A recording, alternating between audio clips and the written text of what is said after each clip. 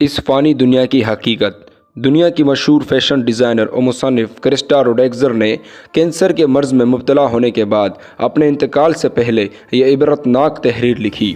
تحریر کی طرف چلتے ہیں۔ تحریر کا پہلا رخ یہ ہے کہ میرے پاس اپنے گیراج میں دنیا کی سب سے مہنگی برانڈ کار ہے، لیکن اب میں ویل چیئر پر سفر کرتی ہوں۔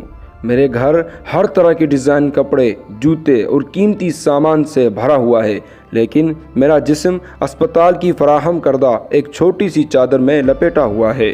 بینک میں کافی رقم ہے، لیکن اب اس رقم سے مجھے کوئی فائدہ نہیں ہو رہا۔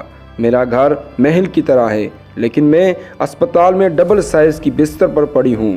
میں ایک 5 سٹار ہوٹل سے دوسرے 5 سٹار ہوٹل میں جا سکتی ہوں، لیکن اب میں اسپتال میں ایک لیب سے دوسرے لیب میں جاتے ہوئے وقت گزارتی ہوں۔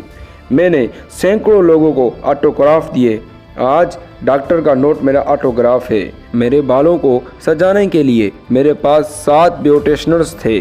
آج میرے سر پر ایک بال تک نہیں۔ نجی جیٹ پر میں جہاں چاہتی ہوں اڑ سکتی ہوں، لیکن اب مجھے اسپتال کے برآمدے میں جانے کے لیے 2 افراد کی مدد کی ضرورت ہوتی ہے۔ اگرچہ بہت سارے کھانوں کی مقدار موجود ہے، لیکن میری خوراک دن میں 2 گولیوں اور رات کو نمکین پانی کے چند قطرے ہیں۔